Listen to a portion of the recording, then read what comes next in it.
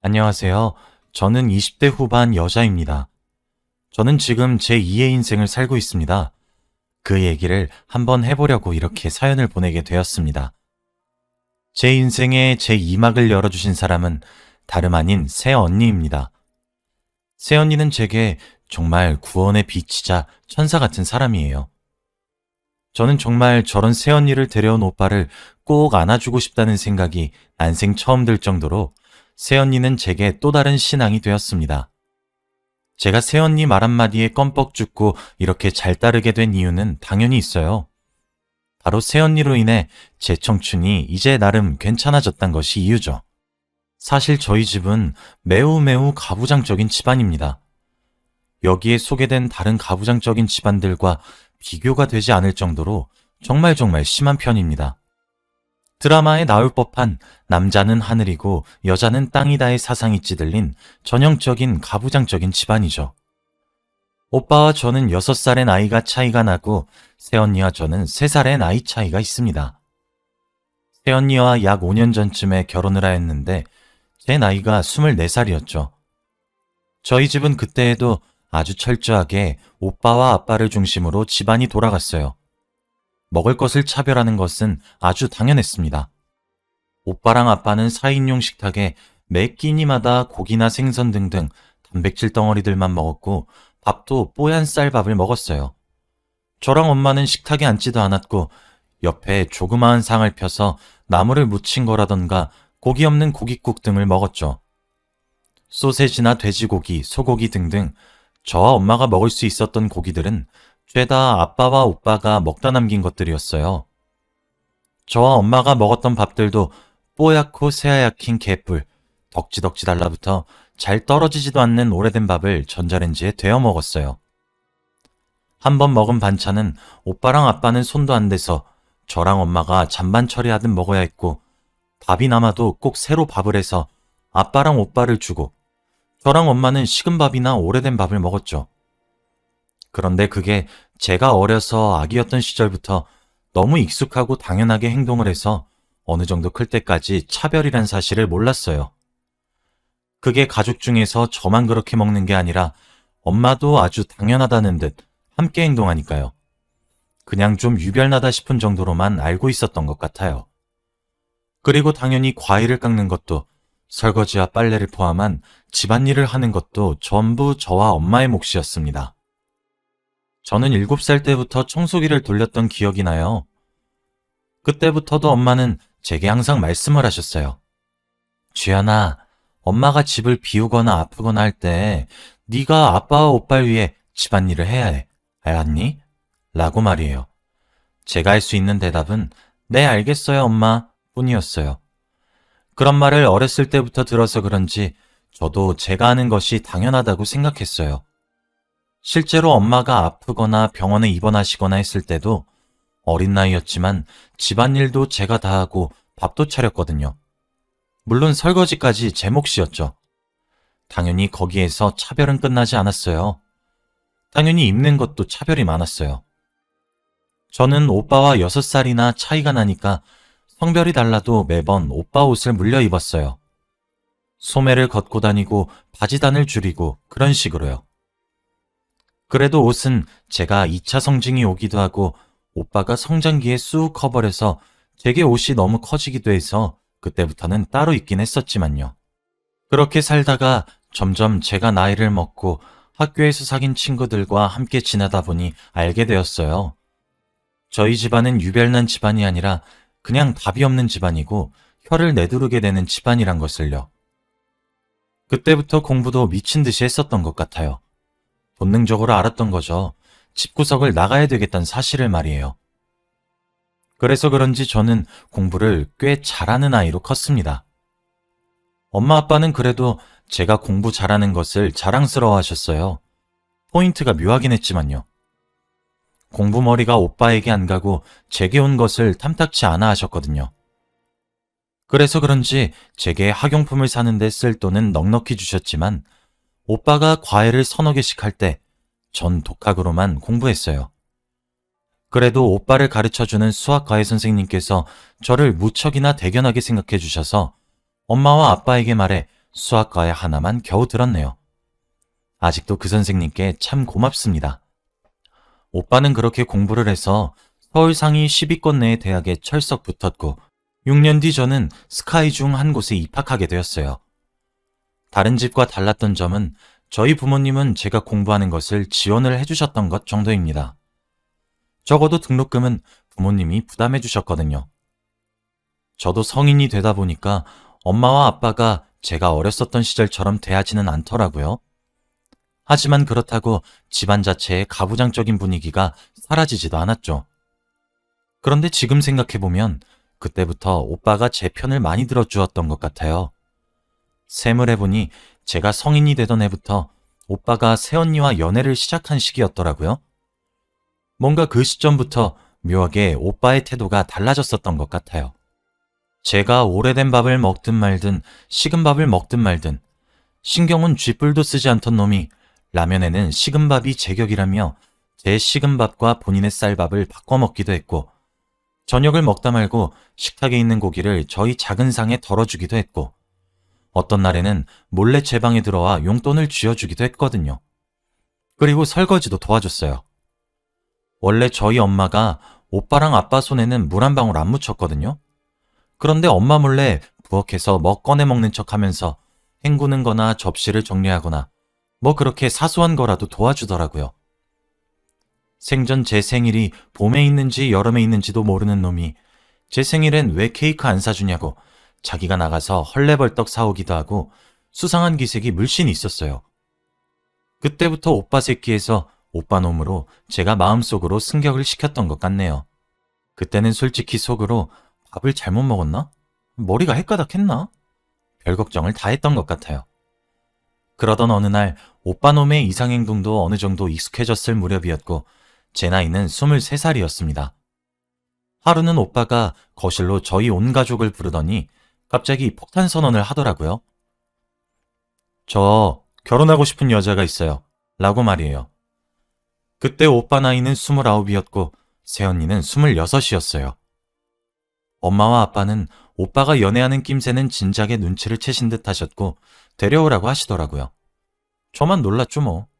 그렇게 저희 가족에게 인사를 오게 된 언니의 첫 만남이었어요. 첫 만남이라 집에서 만나기보다는 근처 좋은 식당에서 만났죠. 저희 오빠도 저보단 조금 부족하지만 좋은 대학에 좋은 성적으로 졸업했고 또래에 비해 괜찮은 직장에 들어가 괜찮은 연봉을 받으며 지내고 있었어요. 언니도 오빠와 같은 대학교를 나왔는데 언니는 오빠보다 더 좋은 곳에서 일을 하더라고요. 엄마가 그걸 듣고 그래도 여자가 남자보다 잘나면 남자 귀가 죽 이런 식으로 잔소리를 하려고 하자 오빠가 말을 싹 잘라먹고 그쵸 엄마? 남자 귀가 죽이게 살겠죠? 이렇게 유리가 대견해요. 라고 하더라고요. 전 엄마 어안이 벙벙한 표정을 난생 처음 봐서 그날 웃겨 죽는 줄 알았어요. 그래도 다른 사람도 아니고 자기 아들이 말을 잘라먹으니 뭐라 하지도 못하는데 웃기더라고요. 아빠는 원체 과묵하셔서 그냥 필수적인 질문들만 몇 개 하고 고개만 끄덕거리셨고요. 새언니의 첫인상은 인상이 정말 좋고 밝은 이미지라고 해야 하나? 그냥 꼬인 부분 없이 항상 밝은 사람들 있잖아요. 애교도 많고 웃음도 많은 그런 사람이요. 딱 그런 화사한 느낌이었어요. 그렇게 결혼 이야기가 나오고 저희 엄마가 오빠 아홉수에 결혼하는 것은 무조건 안 된다고 단단히 못을 박아서 제가 24이 되던 해에 언니는 제게 가족이 되어 주었습니다. 그런데 새언니가 등장한 이후로 정말 저는 제2의 인생을 살게 된 것 같아요. 제가 이렇게 글을 쓰게 된 이유인데요. 저희 아빠가 진짜 엄하시고 무섭고 가부장적이시고 하여튼 다 하세요.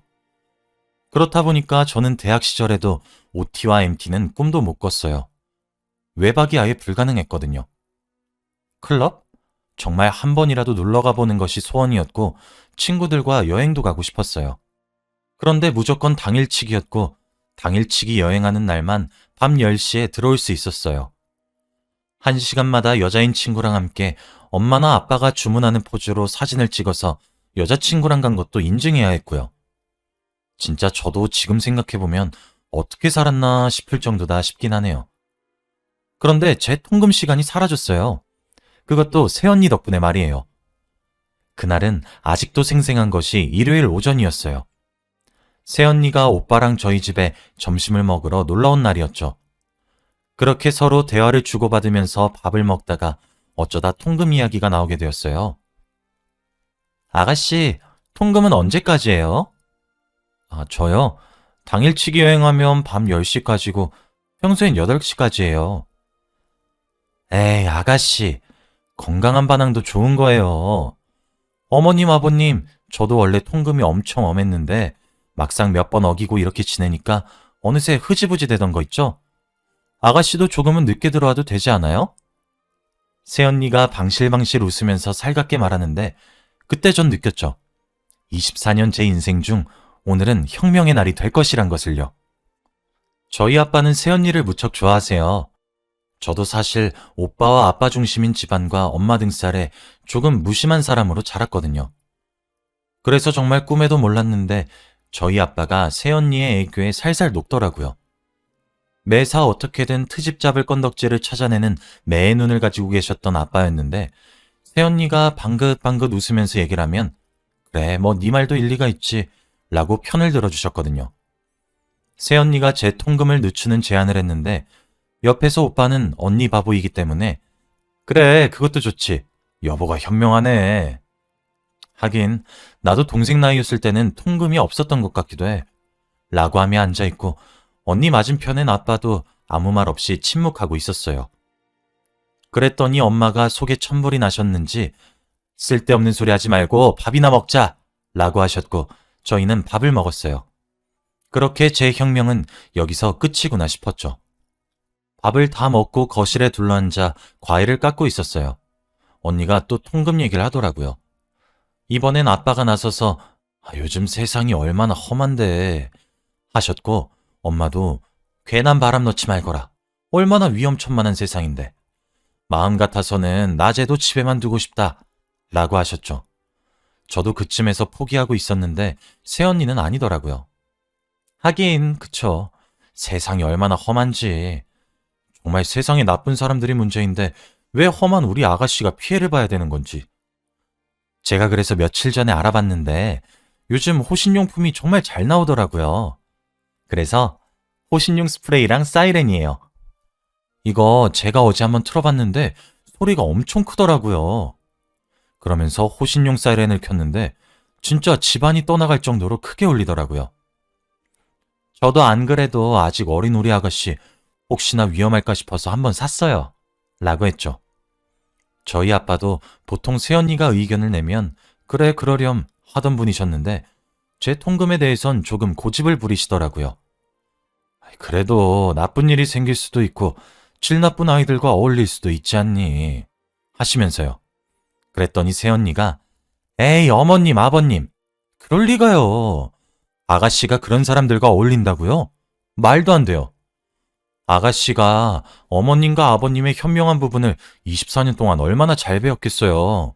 그쵸 아가씨? 만일 그런 일이 벌어지면 제가 말려볼게요. 하지만 그런 일은 없을 거예요. 아가씨가 어머님이랑 아버님한테 얼마나 완벽한 가정교육을 받았는데요. 그치 여보? 라고 했고 이 한마디에 저희 아빠는 결국 오케이를 하셨고 엄마도 아빠가 허락하니 별 수 없지 알겠다라고 하셨죠. 사실 저는 통금한 시간을 어겼다는 이유로 머리채 잡혀서 머리카락도 잘려봤고 2시간 늦었다는 이유로 이렇게 막 살고 막 나갈 거면 아무데도 가지 말라며 옷도 잘려봤고 가방도 찢겨봤고 카드도 잘려져 봤어요. 저도 반항을 하지 않은 것은 아닌데 제 반항의 수위보다 엄마와 아빠의 방어막이 더 견고했죠. 그래서 저녁 7시만 되어도 출발을 해야 늦지 않게 통금 시간인 8시 전에 도착하니 몸에 생체 시계라도 만들어진 것처럼 7시가 되면 딱 느낌이 오고 그랬거든요. 저도 제 처지가 슬펐지만 결혼하면 나아지겠지 하고 말았는데 오랜 시간 길고 길었던 제 통금 투쟁이 새언니로 인해 하루 만에 결판이 나더라고요. 새언니가 제게 윙크를 하며 호신용품을 건네주는데 진짜 언니를 업고 동네방네 돌아다니고 싶었어요. 아빠는 옆에서 그래 새아가 말도 일리가 있어 이러고 있고 오빠도 앞에서 당신 역시 멋있어 내 동생까지 챙겨주다니. 당신은 천사가 분명해. 이러고 있으니 엄마가 조금 삐지신 게 문제였죠. 근데 그 부분도 언니는 어머님, 아직 오후 1시밖에 안 됐는데 오랜만에 저희 여자들끼리 뭉쳐요. 하면서 저랑 엄마 새언니 이렇게 백화점으로 쇼핑을 하러 갔고 엄마에게 너무 고우시다며 예쁜 명품 스카프를 하나 사주시면서 일단락되었어요. 언니가 그렇게 똑 부러지고 야무지면서 똘똘하기까지 하니까 오빠는 언니한테 스스로 잡혀 살고 좋아 죽고 아빠도 그런 언니의 애교에 완전 녹아요. 저는 아빠가 엄청 엄하고 진중하시고 그런 사람이라고 평생을 알고 있었는데 오히려 애교에도 약하고 조르는 것도 좋아하고 이러는 것도 언니 덕에 처음 알게 되었어요. 진짜 이뿐만이 아니라 저희 집의 가부장적인 분위기를 새언니가 조금씩 환기시켜줘요. 예를 들면 저번에 제 친척 어른께서 저희 집에 대게를 엄청 많이 보내준 적이 있어요. 대게를 보내면서 새우랑 조개들도 엄청 많이 보냈어요. 가리비에 키조개 등등이요. 그래서 언니는 같이 하자고 미리 말했지만 그래도 오빠를 바로 먹이고 싶어하는 엄마의 등살에 언니랑 오빠가 오기도 전에 찌고 삶고 난리를 치고 있었어요. 언니랑 오빠가 도착하고 나서 저랑 엄마가 대게를 하나씩 손질하고 새우도 껍질을 까면서 손질하고 조개도 먹기 좋게 해서 내어가고 있었어요. 아빠랑 오빠는 상에 앉아서 먹기만 했고요. 그런데 바로 그때 새언니가 헛기침을 큼큼해서 오빠가 언니를 보게 만들더니 저와 엄마가 손질하고 있는 걸 한번 보고 상에 올라와 있는 손질 음식을 한번 보고 오빠를 한번 봤어요. 근데 오빠가 웃겼던 게 그 눈짓 한 번에 바로 태세 전환을 해서 엄마, 주연아, 같이 먹자. 따뜻할 때 먹어야 맛있지. 에이, 손질은 또 뭐하러 해. 여보도 얼른 앉아서 같이 먹자. 엄마, 내가 또 새우 껍질 하나 기가 막히게 까잖아. 내가 인터넷에서 봤는데 숟가락으로 한 번에 까는 방법이 또 있어요. 아버지, 이거 보세요. 하면서 자기가 손질하기 시작하는 거예요. 근데 그 일련의 과정이 언니는 아무 말도 안 하고 진짜 눈짓으로 시킨 건데 오빠가 찰떡같이 알아들은 것도 신기한데 오빠도 처세하는 방법이 엄청나게 자연스럽고 티 안 나게 하니까 진짜 너무 웃기면서도 언니가 대단하게 느껴지면서도 멋있고 존경스럽고 진짜 오만 생각이 다 들더라고요.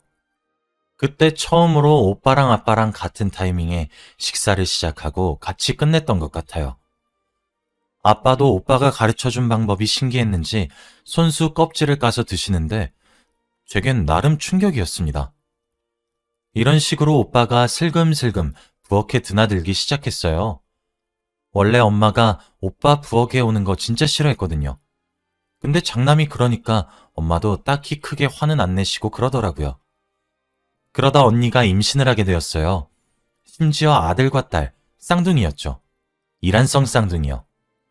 언니가 임신을 하게 되면서부터 오빠는 더 언니 말에 껌뻑 죽고 과보하듯 어와둥둥하기 시작했고 믿었던 아빠도 새언니가 바람이 불면 날아갈까 쥐면 부러질까 하며 전전긍긍 하셨어요.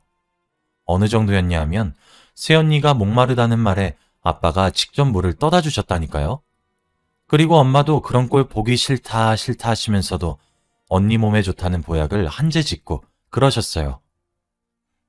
지금은 쌍둥이가 많이 커서 3살이 되었어요. 그리고 언니의 임신과 출산으로 저희 집의 가부장적인 분위기가 정말 많이 희석되었어요. 언니가 나중에 제게 그러더라고요. 제 오빠가 자기한테 본인의 집이 많이 가부장적이라고 결혼 전에 미리 말을 했대요. 하지만 그런 것들에게서 무조건 언니를 지켜주겠다고 호언장담하고 약속에 맹세도 해주길래 결혼을 했대요. 이 사람이라면 우리가 꾸려나갈 가족이 우선이겠구나 싶어서요. 그런데 막상 결혼하고 나니까 언니가 생각했던 것보다 훨씬 더 가부장적이어서 너무 걱정이 되더래요. 언니와 오빠가 아이를 낳으면 손자, 손녀가 차별을 당할까 싶어서요. 눈앞에서 제가 오빠와 차별을 당하고 있으니까요. 그래서 언니가 정말 노력하려고 했고 저도 언니를 너무 잘 따라줬대요. 그래서 고맙다고 하더라고요. 저 진짜 너무 감동이었잖아요. 그런 언니의 노력이 빛을 발한 건지 예쁜 공주님과 멋진 왕자님인 조카들이 태어나면서 저희 집은 정말 많이 나아졌습니다. 일단 집안의 장남인 오빠부터 딸인 조카를 더 어화둥둥하기 시작해서 그런지 조카들은 저와 달리 평등하게 사랑받으며 자라고 있어요. 저희 엄마랑 아빠도 언니와 오빠가 조카들을 데려온다고 하면 입이 찢어져라 웃으시고 아빠는 청소기도 돌리세요. 조카들이 먼지라도 들이마실까 걱정이 돼서요. 아직 완벽하게 가부장적이지 않다고 말할 순 없지만 언니 덕에 정말 분위기가 많이 바뀌어서 언니에게 고마운 것이 참 많아요. 진짜 언니를 보고 있으면 남자는 여자하기 나름이라는 말이 절로 생각이 나요. 자기밖에 몰랐던 이기적인 오빠놈이 저렇게 아내 바보인 것은 5년이 지난 지금 봐도 참 신기하네요. 그리고 언니 덕에 통금이 풀려서 저도 드디어 남자친구와 결혼 얘기가 오가고 있어요. 덕분에 아름다운 추억들도 많이 쌓을 수 있어서 참 행복한 연애 시절을 보냈죠. 저도 지금 현재 9수라서 엄마의 반대가 거세서 아마 내년에 결혼을 할 것 같긴 해요.